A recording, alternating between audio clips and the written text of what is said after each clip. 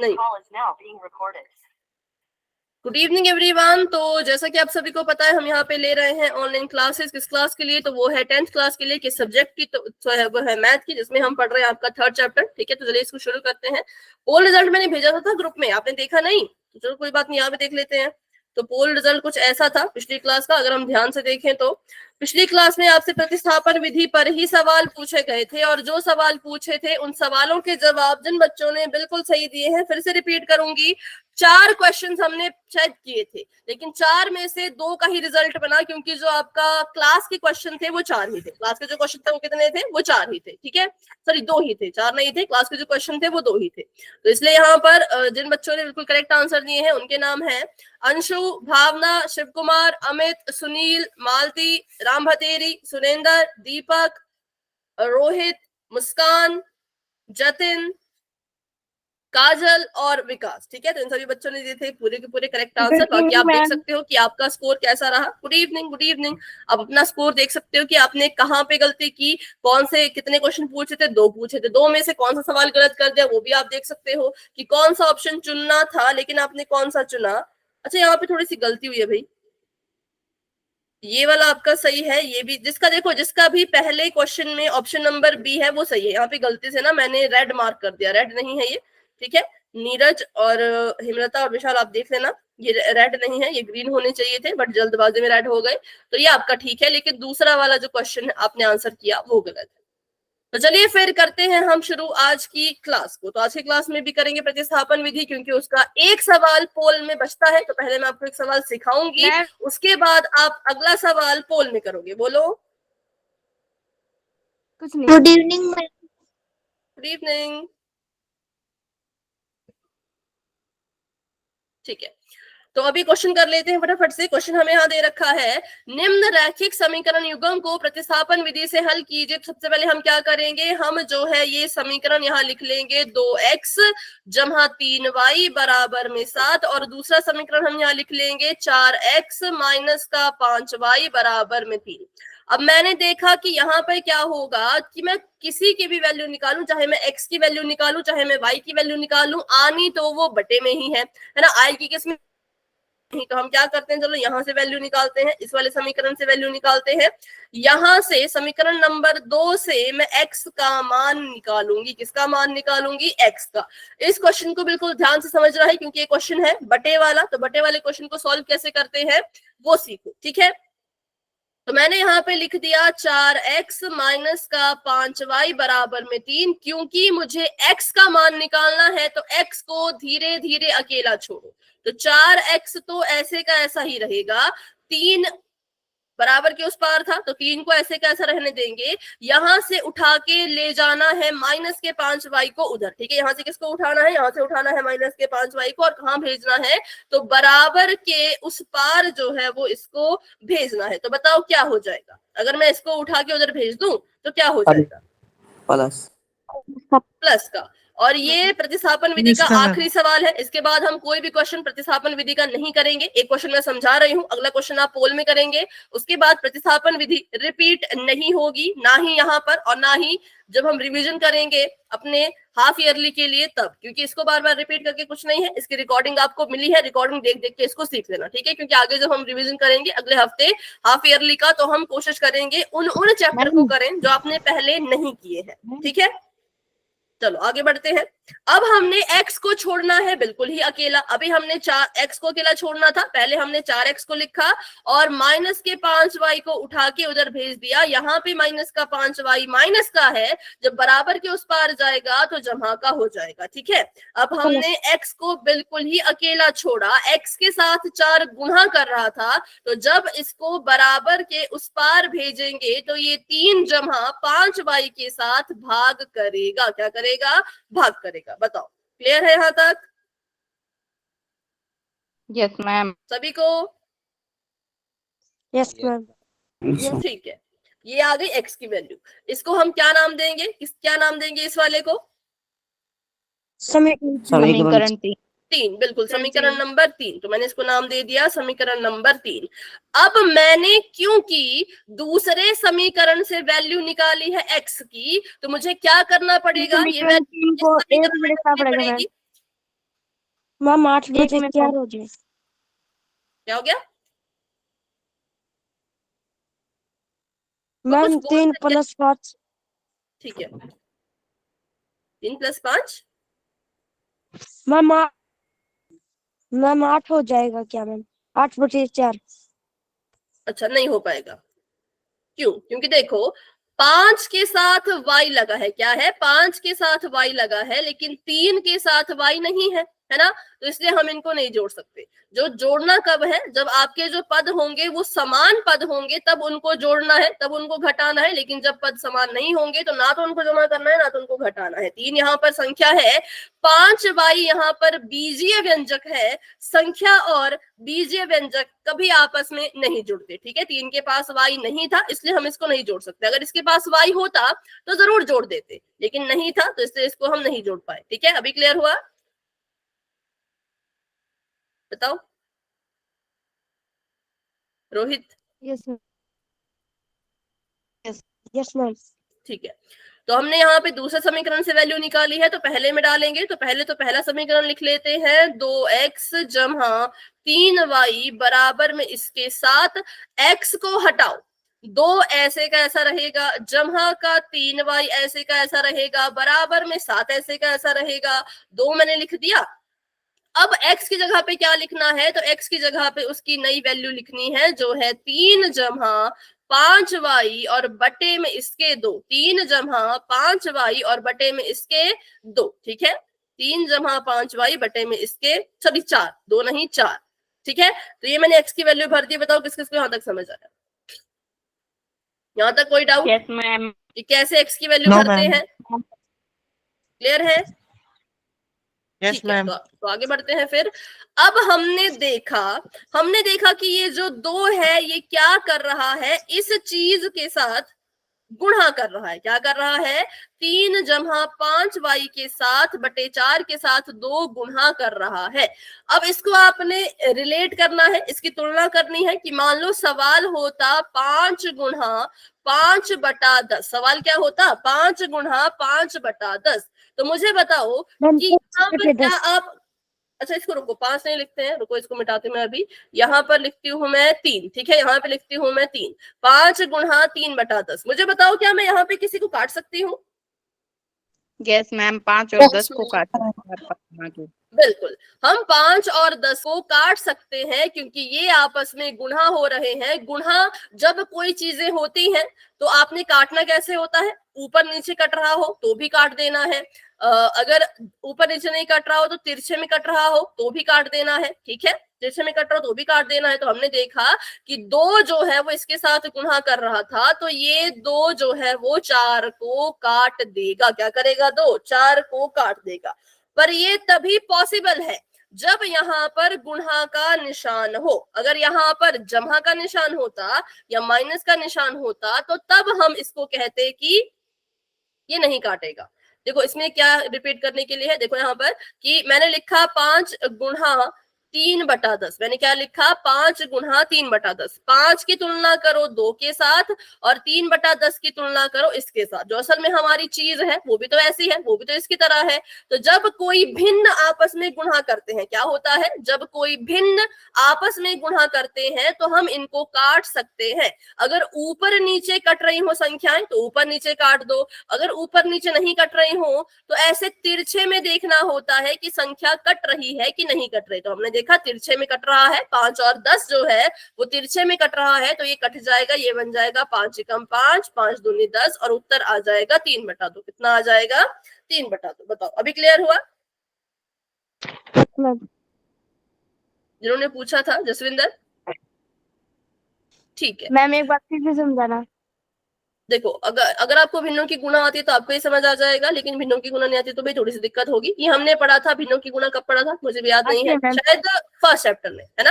हाँ, तो देखो ये था 5/1, ये था 3/10। अब यहाँ पे जब चीजें आपस में गुणा होती हैं तो हम क्या करते हैं? हम देखते हैं कि क्या ऊपर नीचे संख्या कट रही है? नहीं कट रही थी। क्या इधर ऊपर नीचे संख्या कट रही है? नहीं कट रही थी। लेकिन क्या तिरछे में संख्या कट रही है? तो हमने कहा हाँ कट रही है, तो इसलिए 5 एकम 5, 5 दूनी 10 हो सकता है।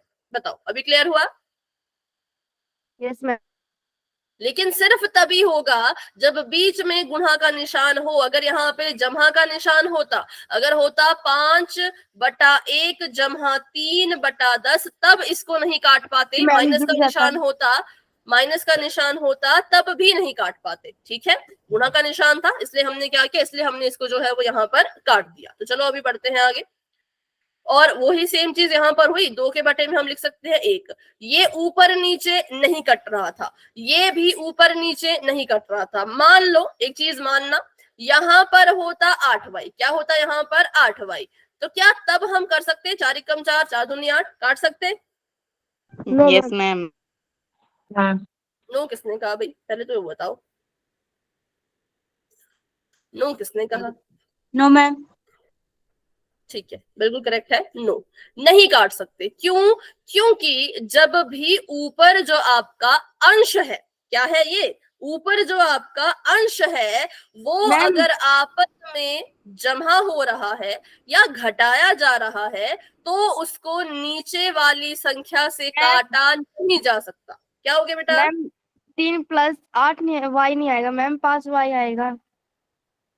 एक तो ना क्लास में ध्यान रखो थोड़ा, हमने अभी मानने को कहा था कि मानो, मुझे पता नहीं आएगा पर मैंने कहा मानो। ठीक है, तो ध्यान से सुनो थोड़ा। ओके ठीक है, मैम। कि अगर हम मान के चलें कि 8y हम 5y की जगह पे लिखे तो क्या होता, क्या काट पाते? तो इसका आंसर है कि नहीं काट पाते। 4 से हम 8 को नहीं काट पाते क्योंकि यहाँ पर जमा हो रहा है। लेकिन अगर यहाँ गुणा हो रहा होता, मान लो ऐसा होता है 3 गुणा 8y/4, तब काट लेते। 4 एकम 4, 4 दूनी 8, तब काट लेते। क्योंकि गुणा ऐसी चीज है, गुणा में आप काट सकते हो, हमेशा याद रखना।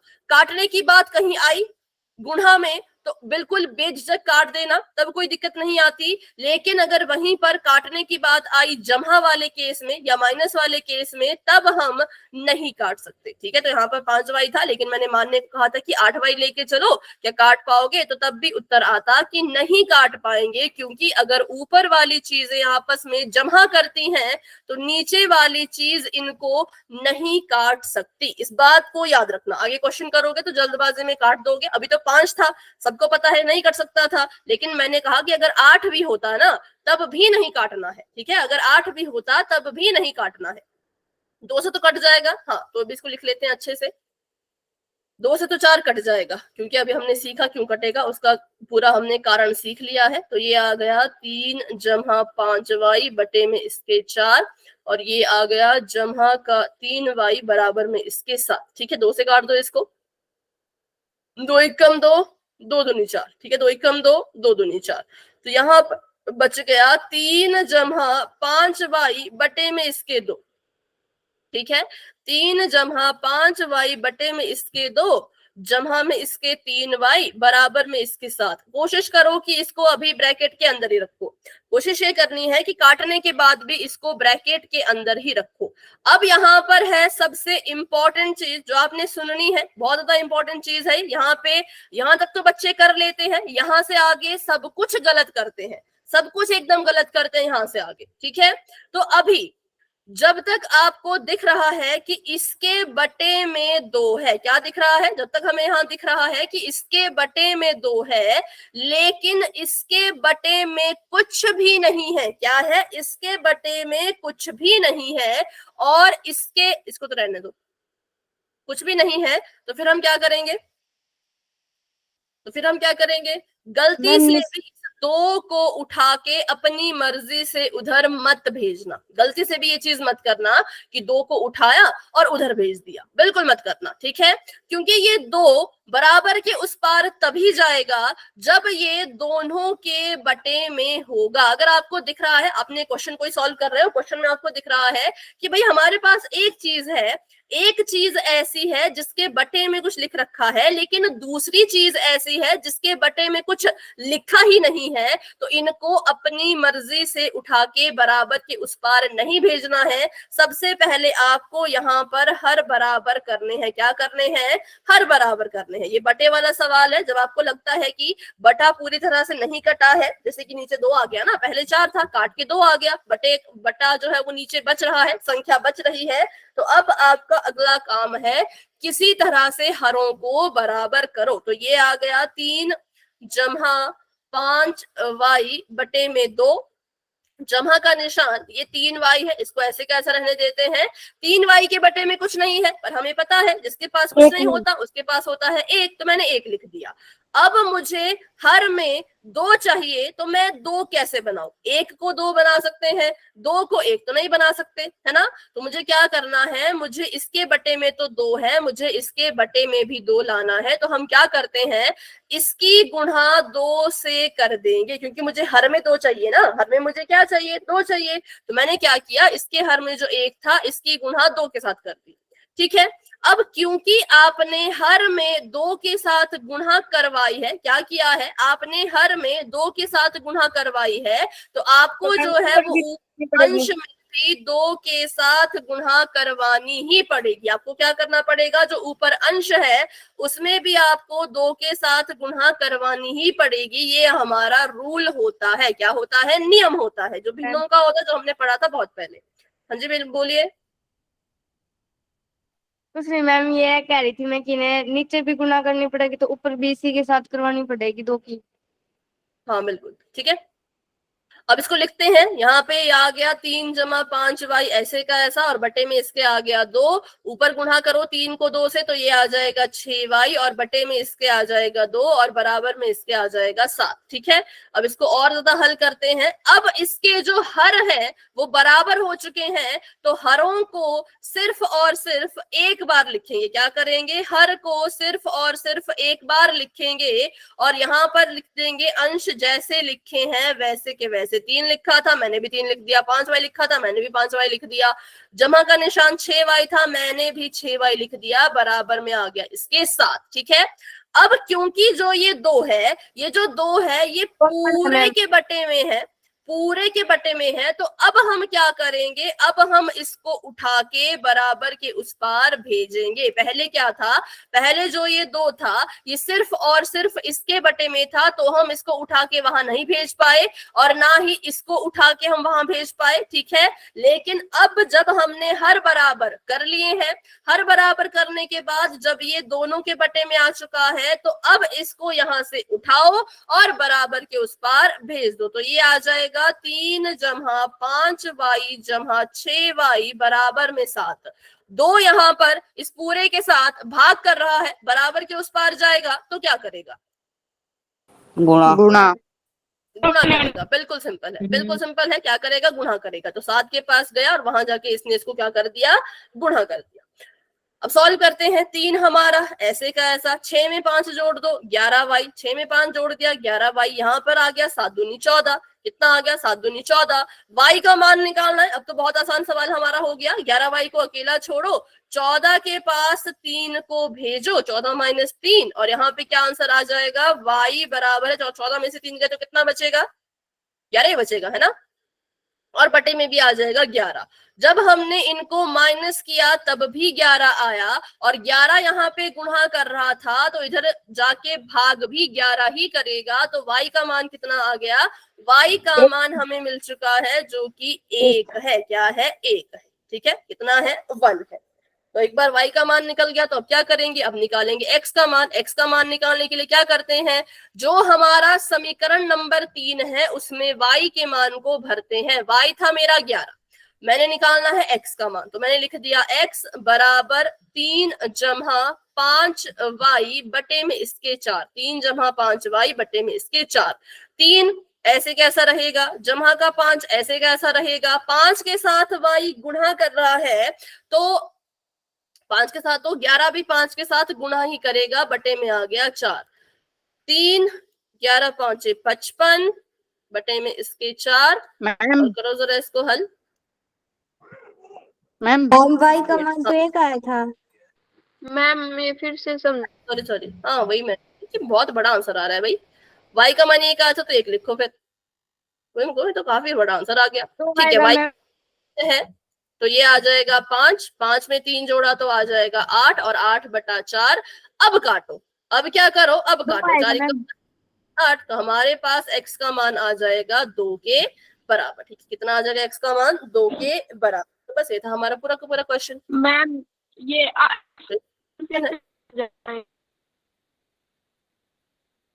वॉइस नहीं आ रही बेटा आपकी। मैम ये x का मान निकाला है ना, जो अब ये समझाना फिर से। x का मान निकालने के लिए हमने समीकरण नंबर 3 में y का मान भरना है। x का मान निकालने के लिए समीकरण नंबर 3 में जब y का मान भरा तो समीकरण नंबर 3 को मैंने यहाँ लिख दिया, ठीक है। और x को ऐसे कैसे रहने दिया, y की जगह पे 1 भर दिया, क्योंकि y का मान 1 था। y का मान 1 था तो ये आ गया 5 एकम 5, जमा में इसके 3, 5 में 3 जोड़ा तो आ गया 8, 8/4, फिर इसको काट दिया, 4 एकम 4, 4 दूनी 8, तो x की वैल्यू आ गई 2। मैंने समीकरण नंबर 3 में भरा है। कुछ बच्चे समीकरण नंबर 1 या समीकरण नंबर 2 में भरते हैं, जिससे सवाल और ज्यादा मुश्किल हो जाता है। कुछ बच्चे y के मान को समीकरण नंबर 1 में भरेंगे, फिर उसके बाद क्या होगा, उसके बाद ऐसा होगा, ये आ जाएगा 2x, ये आ जाएगा 3, ये आ जाएगा 7, फिर 2x को अकेला छोड़ने के लिए करेंगे 7 - 3, फिर x का मान निकालने के लिए करेंगे 7 में से 3 के तो कितना बचा 4 बटे में इसके 2, फिर इनका मान आएगा 2। लेकिन जब मैंने इसको तीसरे समीकरण में भरा तो मेरा मान बिल्कुल चुटकियों में बिल्कुल फटाफट आ गया, मुझे इसको इधर उधर भेजने की जरूरत नहीं पड़ी। इसलिए मैं कहती हूँ कि मान जब भी भरना है दूसरा समीकरण निकालने के लिए हमेशा तीसरे समीकरण में भरा करो। पहले दूसरे में भरोगे तो अपने क्वेश्चन को ही टफ करोगे, ठीक है। जिसको भी इसका स्क्रीनशॉट लेना है ले लो, और फिर बढ़ते हैं अपने हम सवाल की तरफ, जो कि प्रतिस्थापन विधि का आखिरी सवाल है पोल में, ठीक है। अगर स्क्रीनशॉट ले लिया है तो वाई टाइप कीजिए।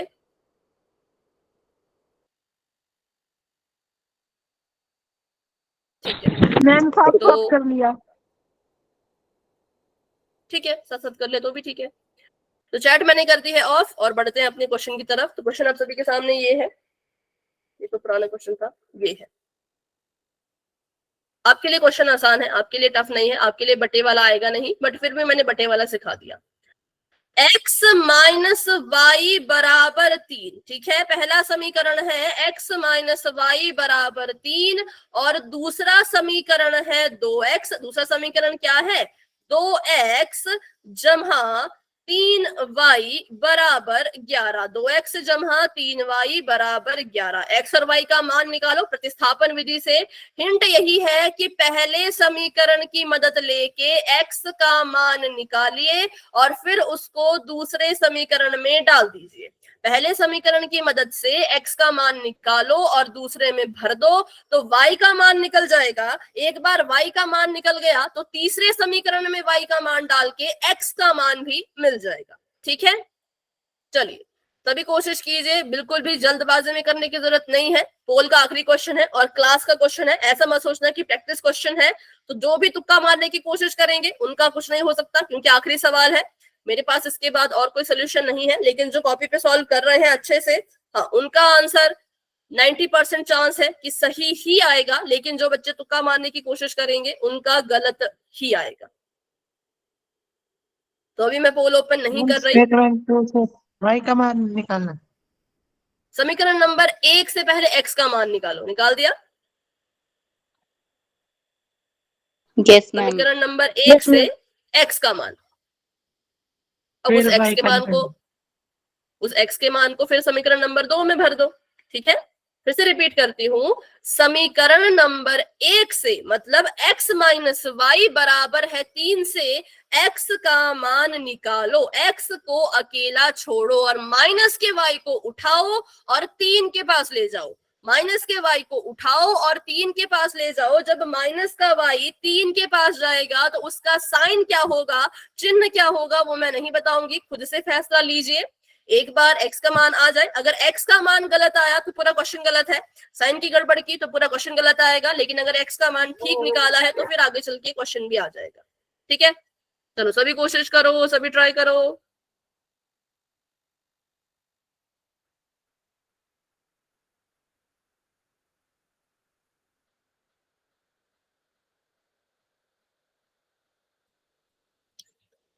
अभी हैंड रेज मत करो, अभी मैं पोल ओपन कर रही हूँ, जिसका भी आंसर आ चुका है पोल में जाके दे देना। अभी हैंड रेज मत करो दीपक, पहले पोल में आंसर देना है, उसके बाद हैंड रेज करना है। बिना आंसर दिए हैंड रेज नहीं करना है, क्योंकि आप देख रहे होंगे आजकल जो पोल रिजल्ट आ रहा है उसमें उन बच्चों के नाम नहीं है जो पोल में आंसर नहीं करते हैं। उनका नाम ही अब मैंने रिजल्ट में नहीं ऐड किया है, क्योंकि जो आंसर दे रहे हैं सिर्फ और सिर्फ उन्हीं का रिजल्ट अब बनेगा। ठीक है, चलो सभी कोशिश करो, सभी ट्राई करो।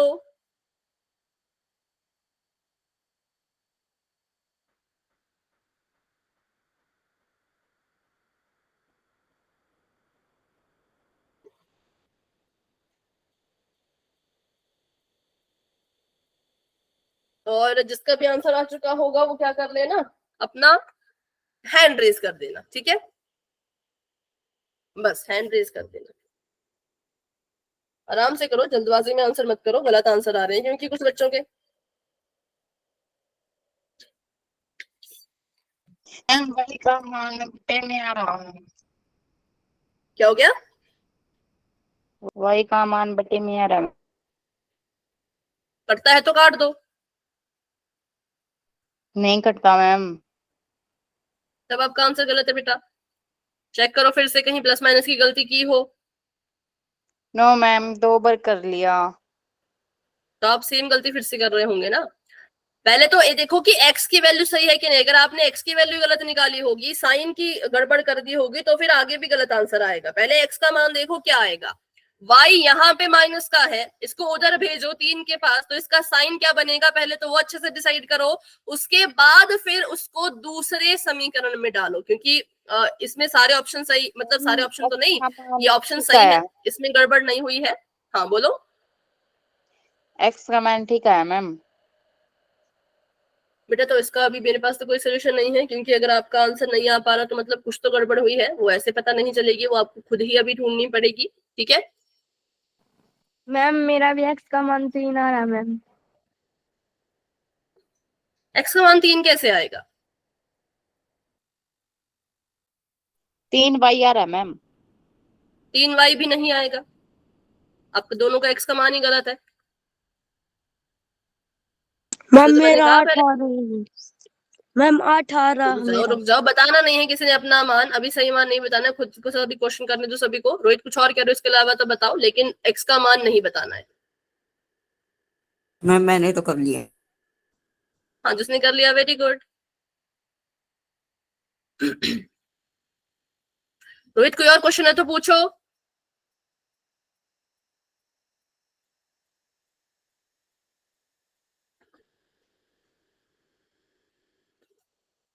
और जिसने आंसर कर दिया हैंड रेज कर देना।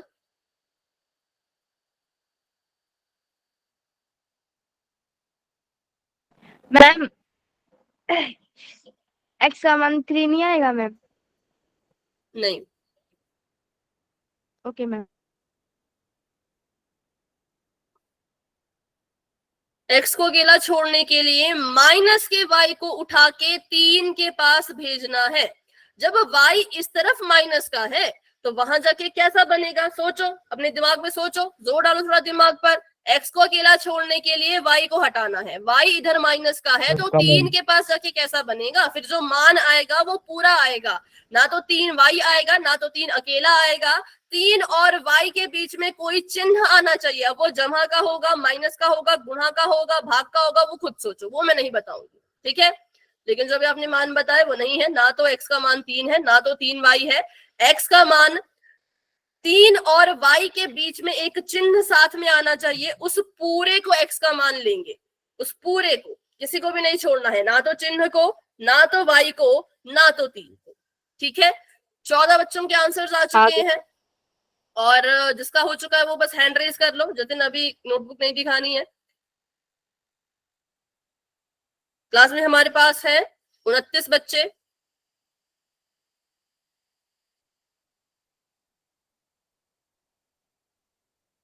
सभी कोशिश करो, सभी ट्राई करो, वेरी गुड वेरी गुड। जिसको जितना आता है, जितना समझ आया, जैसे भी समझ आया कर लो।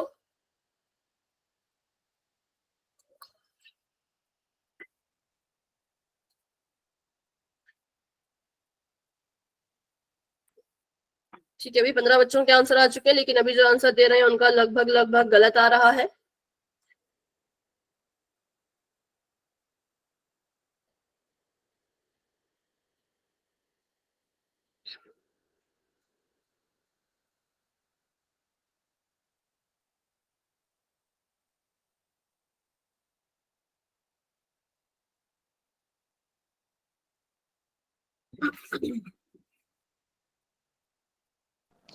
हो गया मैम।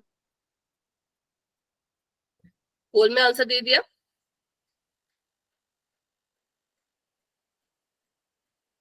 Yes ma'am. ठीक है।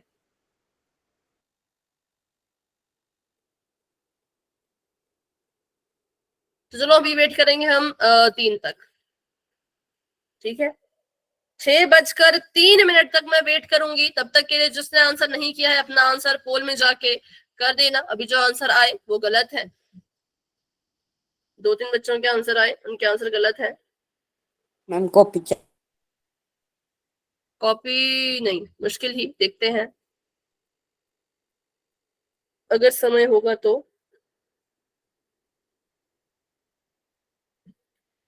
1 मिनट बचता है आप सभी के पास, और क्लास में हमारे पास जो है वो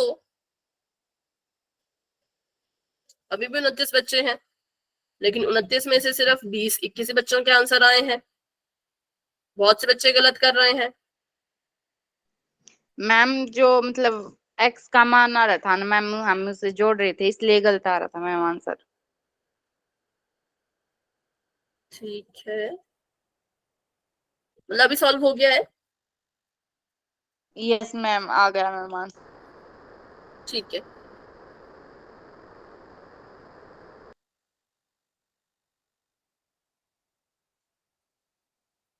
मैम सही है जी। देखते हैं बेटा, मैम को भी चेक कर लेना। कॉपी देखेंगे बाद में अगर समय होगा तो, क्योंकि अब समय बहुत कम है, सिलेबस बहुत ज्यादा बच्चा है, ठीक है। तो 6:03 हो चुके हैं। मैं कर रही हूँ 10 सेकेंड का वेट। जिसका आंसर नहीं आया अपना आंसर पोल में दे दो, नहीं तो फिर आपको अपना आंसर देना पड़ेगा चैट बॉक्स में। 10, 9, 8, 7, 6, 5, 4, 3, 2, 1। तो अभी के लिए पोल हो चुका है एंड, और अभी मैं चैट ऑन नहीं कर रही। अभी मुझे सिर्फ वो बच्चे हैंड रेज करेंगे जिन्होंने ऑप्शन नंबर सी को चुना है। सिर्फ वो बच्चे हैंड रेज करेंगे जिन्होंने ऑप्शन नंबर सी उसको चुना है। 8 बच्चों ने चुना था, हैंड 2 ही बच्चों के रेज है। ऑप्शन नंबर सी, x बराबर है 8, y बराबर है 5। आप सभी मुझे अपनी नोटबुक दिखाओ, कैमरा ऑन करके अपनी अपनी नोटबुक दिखाओ फटाफट से। जिन्होंने भी ऑप्शन नंबर सी को चुना है, जतिन, विकास, अंशु, सुरेश, रोहित और सीनू जी के नाम से जो है, कैमरा ऑन करके अपनी नोटबुक दिखाइए।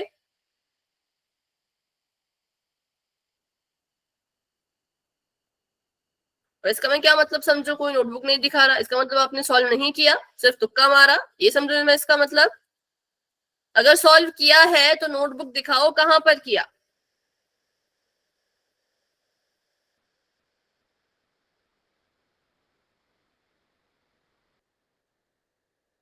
अदिति, अंजू, आप दिखा दो नोटबुक अपनी। देखिए फिर तो आंसर गलत ही आएगा ना अगर आप ऐसे करोगे तो। अगर आप करोगे ही नहीं अपनी कॉपी पर तो फिर कैसे चलेगा। तो ऑप्शन नंबर सी बिल्कुल गलत है, और इतने सारे बच्चों ने उस ऑप्शन नंबर सी को चुना है, ये बिल्कुल ही गलत आंसर है। अभी देखते हैं इसका राइट आंसर क्या होगा।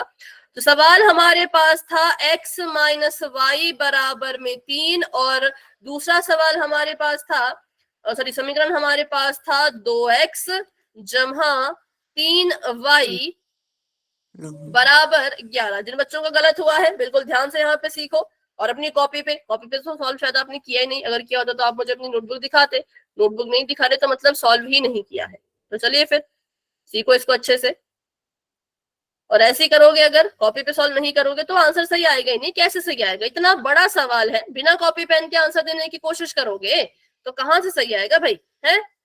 तो हमने यहाँ पे 2 समीकरण देखे, एक था x माइनस वाई बराबर 3, दूसरा था 2x जमा 3y बराबर 11। तो हमने क्या किया, हमने कहा कि हमने समीकरण नंबर 1 को लेना है, और समीकरण नंबर 1 को लेके x का मान निकालना है। x का मान जब निकालेंगे, x को अकेला छोड़ो तो x का मान सिर्फ 3 नहीं आ सकता। हमने माइनस के y को यहाँ से उठा के उस पार भेजना है, माइनस के y को उठाना है और क्या करना है, बराबर के उस पार जो है वो भेजना है। तो यहाँ पर जो y है वो माइनस का था, जब इसको बराबर के उस पार भेजेंगे तो ये जमा का y बन जाएगा और हमारा आंसर आएगा 3 जमा y। क्या होगा? हमारा आंसर आएगा 3 जमा y। किसका मान है ये? x का मान है। किसका मान है? x का मान है। तो इसको मैंने नाम दे दिया समीकरण नंबर 3 का। अब क्योंकि मैंने समीकरण नंबर 1 से जो है वो मान निकाला है, 1 से मैंने मान निकाला है, तो किसमें डालेंगे? दूसरे में मान को डालेंगे। जब समीकरण नंबर 1 से x की वैल्यू निकाली तो क्या करो? समीकरण नंबर 2 में डालो। बोलिए। x माइनस वाई बराबर 7 तो 3 प्लस करने के लिए सही होगा। आवाज नहीं आ रही बेटा?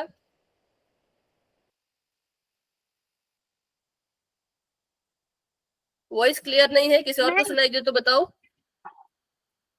हाँ, 3 ऊपर तो प्लस का, तो नीचे आके माइनस का नहीं होगा। 3 क्यों होगा माइनस का? 3 तो ऐसे रहेगा ना। 3 क्यों माइनस का होगा? 3 तो नहीं होगा। हमने 3 को थोड़ी कुछ किया, हमने तो y को उठाया। हमने y को उठाया और उधर भेजा। हमने ना ही x को छेड़ा ना ही 3 को छेड़ा, हमने सिर्फ और सिर्फ y को उठाया और बराबर के उस पार भेजा। ठीक है मैम? हाँ बोलो। Okay ma'am. ये x is equal to 3 plus y है मैम, मैंने तो इसका जोड़ दिया था जी। 3 प्लस वाई में जोड़ दिया था जी मैंने। तो वही तो आपकी गलती है ना, क्योंकि देखो ना, ये संख्या है, ये चर है। संख्या और चर आपस में कभी नहीं जुड़ते। पिछले सवाल में भी तो यही आपने पूछा था कि यहाँ पर 3y है, यहाँ पर 5y है, बटे में 4 है, तो इसको जोड़ो। तो मैंने बताया तो था कि इसको नहीं जोड़ सकते। एक संख्या है, दूसरा चर है। ठीक है, ओके, यहाँ तक ठीक था। ठीक है, तो यहाँ तक ठीक था। तो आगे देखते हैं कहाँ पे गड़बड़ हुई होगी। 2 ऐसे का ऐसा रहेगा, 3y ऐसे का ऐसा रहेगा और 11 भी ऐसे का ऐसा रहेगा। हमने जो वैल्यू भरनी है, मान भरना है, वो x का भरना है, तो x का मान आ जाएगा 3 जमा y। और मैंने आपको ये भी बताया था, जब भी मान को भरते हैं हमेशा उसको ब्रैकेट में लिखते हैं। जब भी मान को भरा जाता है उसको हमेशा लिखा जाता है ब्रैकेट के अंदर। ठीक है, अब इस ब्रैकेट से इसको बाहर निकालना है। ब्रैकेट से बाहर निकालने का तरीका होता है, तरीका ये होता है कि ब्रैकेट के बाहर जो संख्या लिखी गई है उसकी गुणा पहले इसके साथ करो, फिर ब्रैकेट के बाहर जो संख्या लिखी है उसकी गुणा अगली संख्या के साथ भी करो। मतलब जो ब्रैकेट के बाहर है वो ब्रैकेट के अंदर लिखी हुई हर संख्या के साथ गुणा करेगा।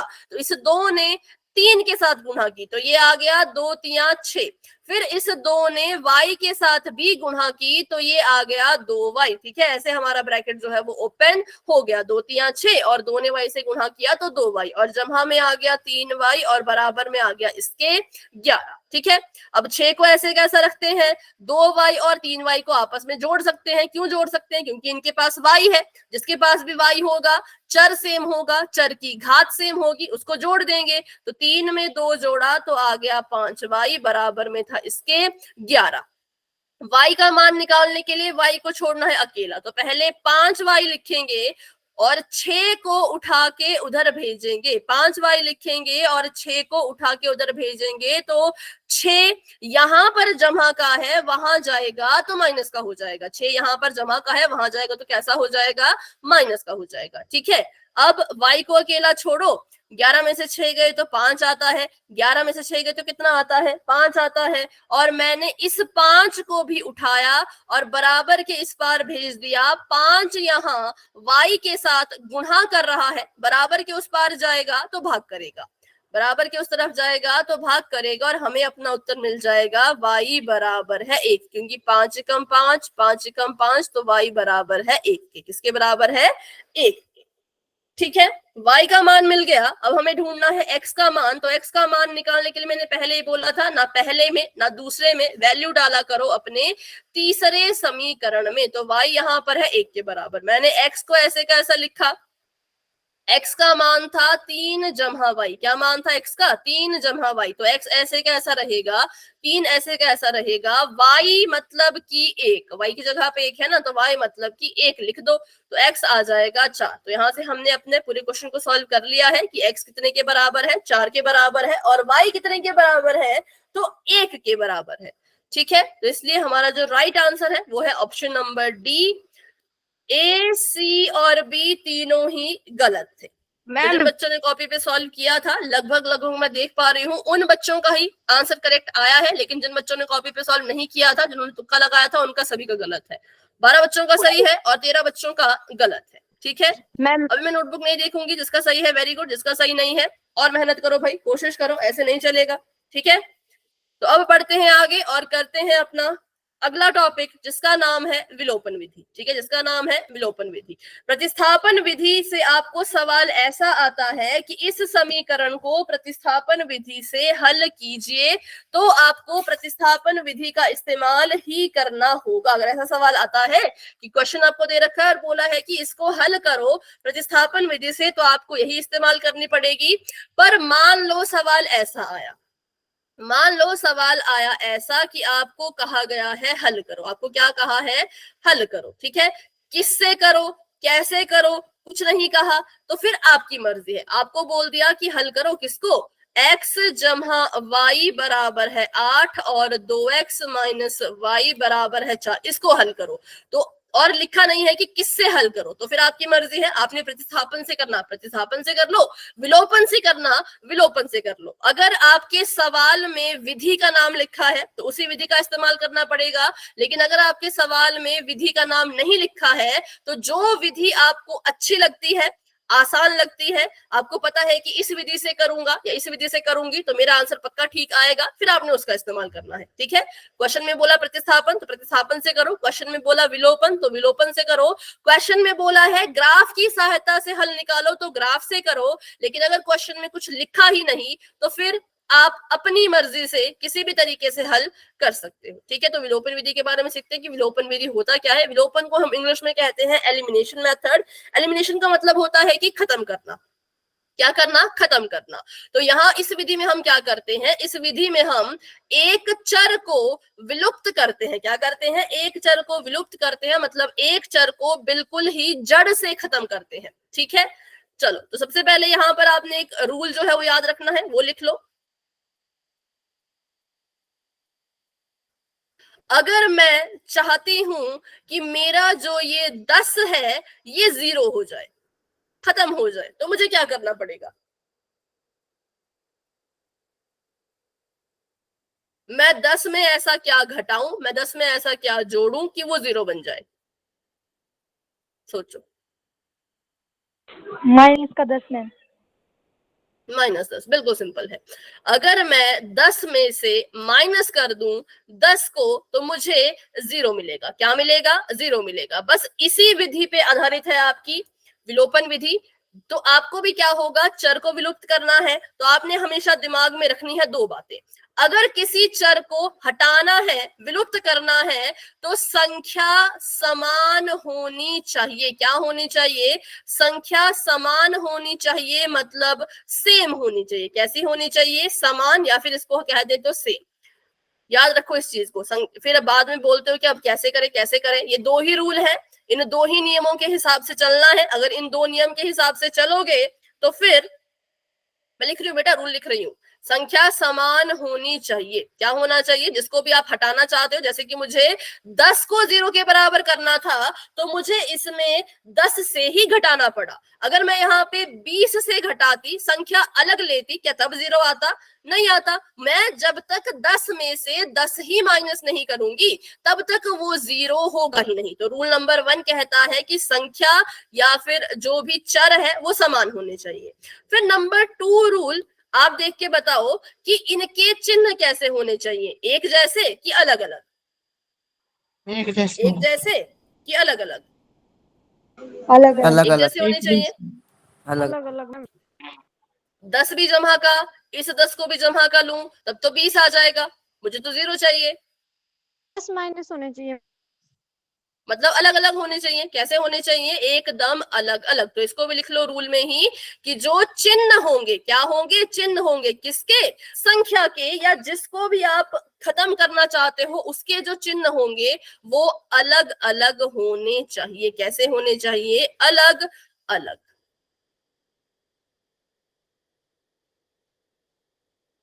चिन्ह अलग अलग होने चाहिए। जिसने भी ये दो नियम लिख लिए वाई टाइप कर दो, समझ आ गए तो भी वाई टाइप कर दो, डाउट है तो फिर से पूछ लो, क्योंकि बस इन्हीं दो रूल पे एक बार आपका और समझा दो पूरा मैम। विलोपन विधि चलेगा। क्या हो गया?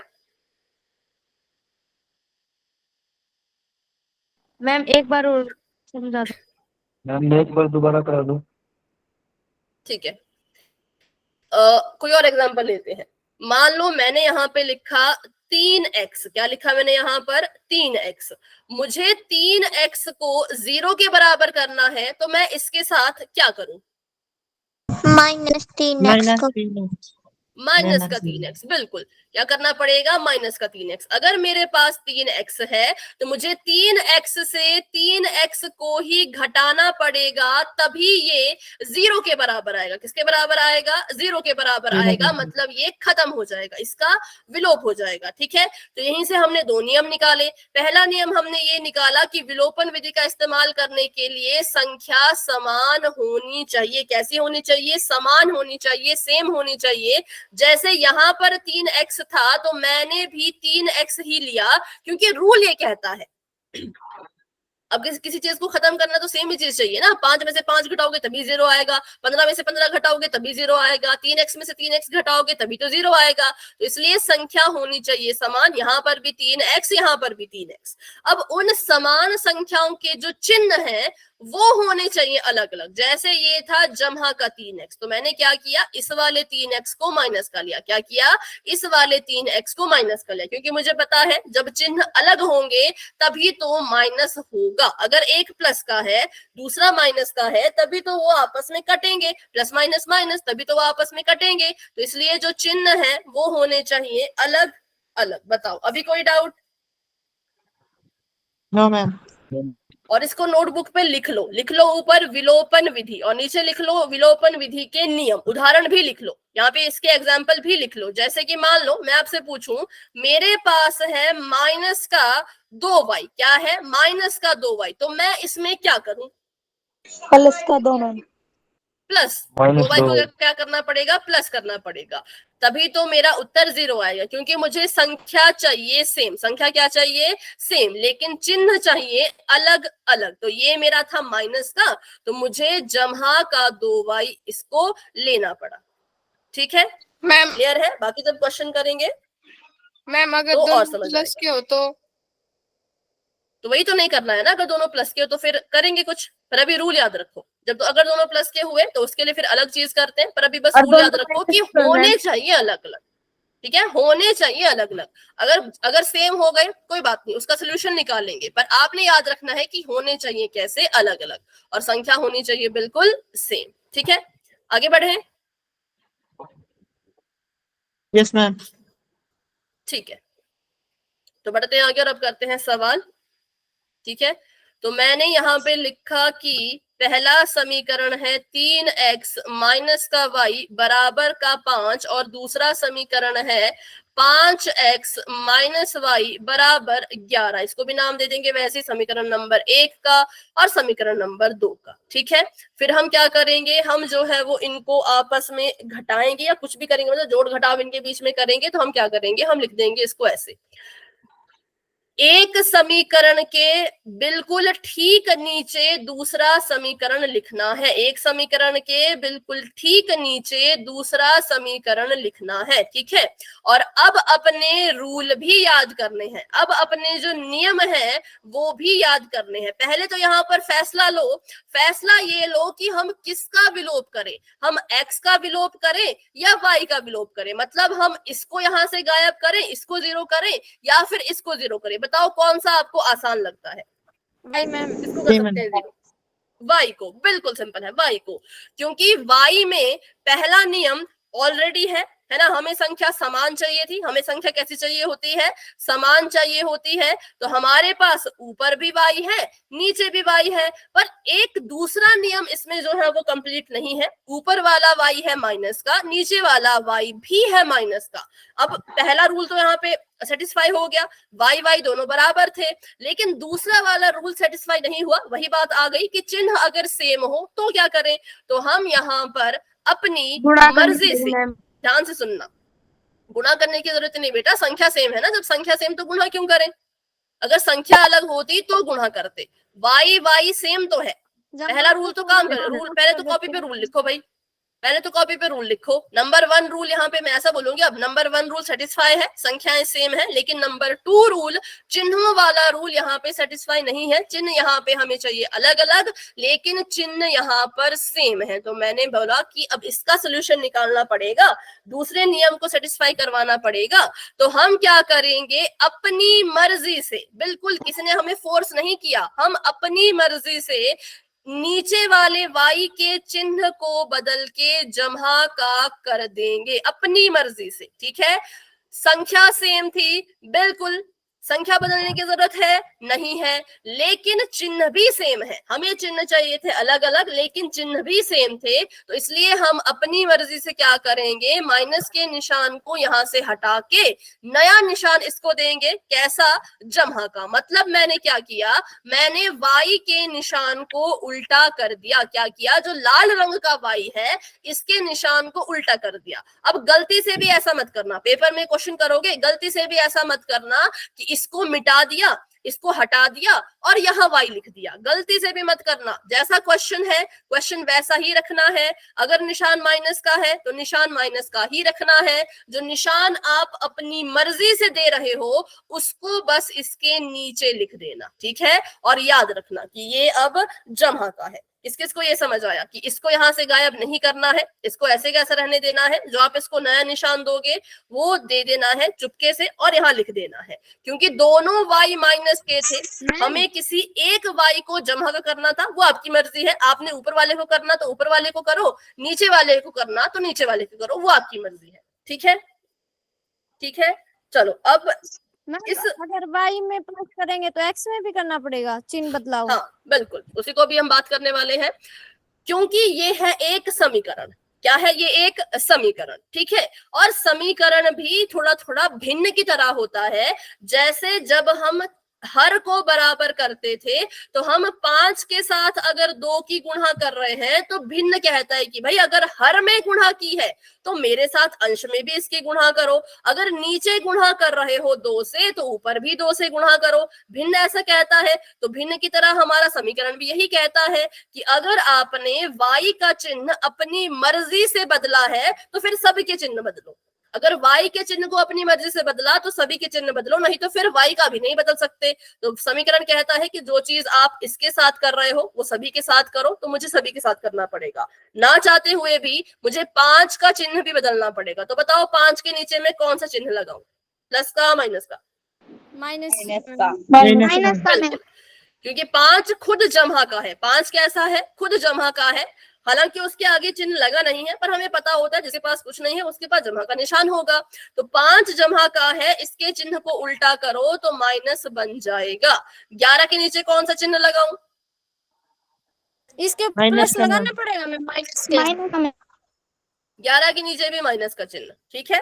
क्या बोल रहे हो, फिर से बोलो।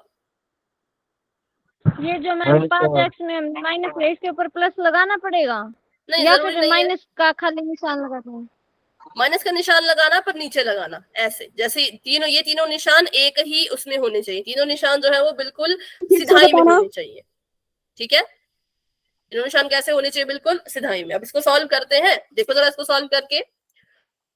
ये 3 है जमा का, 3 कैसा है, जमा का, 5 कैसा है, माइनस का, 3 जमा का है, 5 माइनस का है। बताओ प्लस माइनस क्या होता है, माइनस। मतलब इनको हम आपस में घटाएंगे, क्या करेंगे, इनको हम आपस में घटाएंगे, घटाओ 2x, कैसा 2x, जमा का माइनस का, माइनस का मैम, क्यों, क्योंकि मैम 5 बड़ा है, बड़ी संख्या माइनस आगे माइनस का निशान। क्योंकि बिल्कुल, क्योंकि 5 बड़ा है, 5 के पास माइनस का निशान है तो इसके पास भी माइनस का निशान आएगा। अब यहाँ पे y है माइनस का, y है जमा का, प्लस माइनस माइनस होता है मतलब आपस में कट जाएंगे, कट गए तो मतलब 0 हो गए, कट गए तो 0 हो गए। जब 0 हो गए तो लिखने की जरूरत नहीं है, जब कट गए 0 हो गए तो इनको लिखने की जरूरत नहीं है, सीधे बराबर का निशान लगाओ, इसके नीचे कुछ मत लिखो, कुछ भी मत लिखो, कट गए है ना तो बस कट गए, कुछ मत लिखो। यहाँ देखो 5 जमा का 11 माइनस का प्लस माइनस माइनस, मतलब इनको भी घटाना है, घटाओ जरा, क्या आएगा? है मैम। -6 मैम। -6, -6। बिल्कुल माइनस का 6, क्योंकि 11 में से 5 गए तो 6 बचता है और 11 बड़ा है, 11 के पास माइनस का निशान है तो 6 के पास भी रहेगा माइनस का निशान। अब यहाँ पे लिख दो इसको बिल्कुल पास पास, माइनस का 2x बराबर है माइनस का 6, x को छोड़ना है अकेला, x के साथ माइनस का 2 गुणा कर रहा है तो उस पार जाके माइनस का 2 माइनस के 6 के साथ क्या करेगा? प्लस में डिवाइड होगा करेगा, मैम।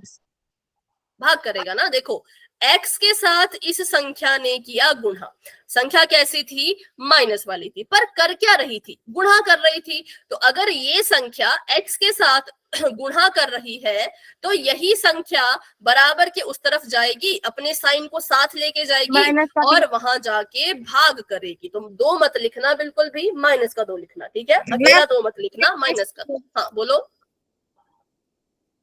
x का मान प्लस का 3 आएगा मैम। एक एक करके बोलो भाई। प्लस का अच्छा 3 मान आएगा। मत छोड़ो, अभी अभी क्वेश्चन है तो वो बोलो, अगर किसी का सवाल है तो वो बोलो, वैल्यू तो पता चल चुकी है, लेकिन किसी का सवाल है तो पूछो। मैम समझ ही नहीं आया। अकेला से? भाई क्यों आया मैम? मैम क्या ये वो तो माइनस पता है। प्लस कैसे कर दिया भाई? पहले इसको काटते हैं फिर समझते हैं।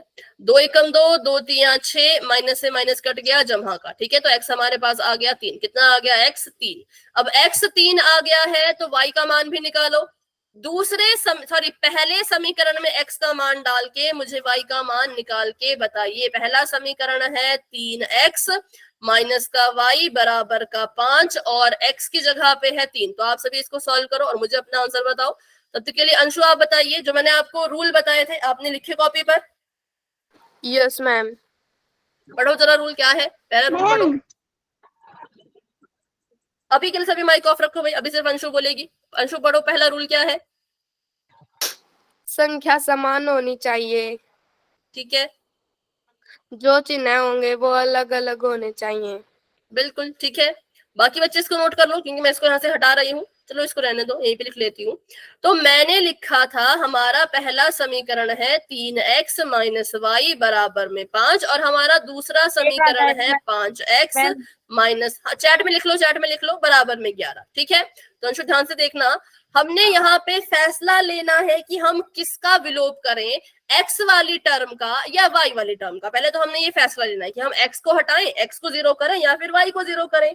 तो हमने देखा कि रूल के हिसाब से देखो, अगर हम इसको यहां से हटाना चाहें, इसको यहां से गायब करना चाहें तो संख्याएं समान नहीं है, संख्या समान नहीं है और चिन्ह भी समान नहीं है। तो यहाँ पर दोनों ही रूल नहीं लग रहे थे, काम नहीं कर रहे थे। तो हमने इसको क्या किया, इसको इसका विलोप नहीं किया, x वाली टर्म को गायब नहीं किया। फिर हमने देखा y को, किसको देखा, y को। तो हमने देखा कि हमारा जो y था, y तो बिल्कुल सेम है, ऊपर भी y है नीचे भी y है, मतलब पहला रूल यहाँ पे लग गया, संख्या समान होनी चाहिए ना, तो समान है, ऊपर भी y नीचे भी y।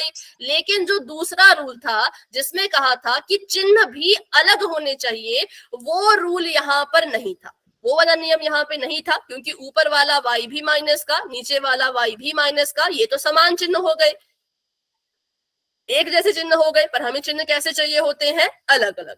तो बस रूल नंबर 2 को कंप्लीट करने के लिए मैंने क्या किया, मैंने अपनी मर्जी से y के पास जो ये माइनस का निशान था इसको इग्नोर किया और इसको जमा का निशान दे दिया। हमने बस इस माइनस के निशान को इग्नोर करना है, इसको हमेशा के लिए हटाना नहीं है। ऐसा मत करना कि इसको हटा के जमा लिख दिया तो फिर क्वेश्चन गलत है, फिर एग्जामिनर जो देखेगा वो कहेगा आंसर गलत है। आपको क्या करना है, जो y का माइनस का निशान है उसको भी रखे रखो और जो नया निशान आप y को दे रहे हैं जमा का, वो भी लिखो। जमा का निशान क्यों दिया, क्योंकि ये भी माइनस का है, ये भी माइनस का है, कोई एक y तो जमा का होना चाहिए ना, बिल्कुल होना चाहिए। तो मैंने नीचे वाले y को जमा का कर दिया। बताओ अभी थोड़ा बहुत समझ आया अंशु? Yes ma'am. तो बस अब हमने y का निशान उल्टा किया, y माइनस का था, y को जमा का किया, तो समीकरण कहता है अकेले अकेले कुछ नहीं करना। अगर y को आप जमा में बदल रहे हो, y के निशान को उल्टा कर रहे हो, तो इसका भी निशान उल्टा करो और इसका भी निशान उल्टा करो। ठीक है, करना था y का, लेकिन उन्होंने कहा नियम कहता है कि सिर्फ y का नहीं कर सकते, तो हमने कहा चलो 5x का भी करते हैं। 5x यहाँ जमा का है, इसको हम माइनस का कर देंगे, और 11 यहाँ पे जमा का है तो 11 को भी माइनस का कर देंगे। ठीक है, कर दिया माइनस का। तो बस उसके बाद इसको सॉल्व किया तो y से y कट गया, यहाँ पर आ गया माइनस का 2x, यहाँ पे आ गया माइनस का 6 और x की वैल्यू आ गई जमा का 3। ठीक है, चलो एक बार y की वैल्यू निकाल लेते हैं, फिर उसके बाद क्वेश्चन इसको क्लास को एंड करेंगे। तो x की वैल्यू 3 आई थी, इसको डाला पहले समीकरण में, तो ये हो गया 3 गुणा 3 माइनस वाई बराबर 5। ये है माइनस का y, यहाँ पर रह गया 5 ऐसे का ऐसा, 3 तिया 9, 3 तिया तो 9 होता है, फिर एक कैसे आया है? यस मैम, 3 तिये तो मैंने 3 9 दूनी होता है 6 ना।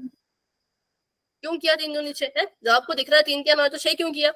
तो माइनस के मैम, y को ऐसे का ऐसा रखेंगे, 5 वहां पर था, जमा के 9 को उठाओ उधर भेजो, माइनस का 9 बन जाएगा, यहाँ पर आ गया माइनस का y, यहाँ पे आ गया माइनस का 4, माइनस से माइनस कैंसिल हो गया, तो हमें जो है वो y का मान मिल गया 4 के बराबर। ठीक है, इसको कर लो फटाफट से नोट डाउन। ये था आपका पूरे के पूरे क्वेश्चन का सोल्यूशन। यस मैम, कल की क्लास में ऐसे ही सवाल करेंगे और कोशिश करेंगे कि विलोपन विधि को खत्म कर दें। फिर अगले क्लास से हम अपना 4th चैप्टर शुरू कर देंगे, जो कि आपको एग्जाम में आना है और जरूरी है। ठीक है, तो चलिए फिर क्लास को यहीं तक रखते हैं। आज की क्लास को लेकर के किसी बच्चे के मन में कोई भी डाउट है तो पूछ लो, अगर नहीं है तो आप क्लास को लेफ्ट कर सकते हो। Good night and bye bye, मिलते हैं अपनी अगली क्लास में, जो कि कल है, वो भी बहुत इंपॉर्टेंट है। क्या हो गया मैम?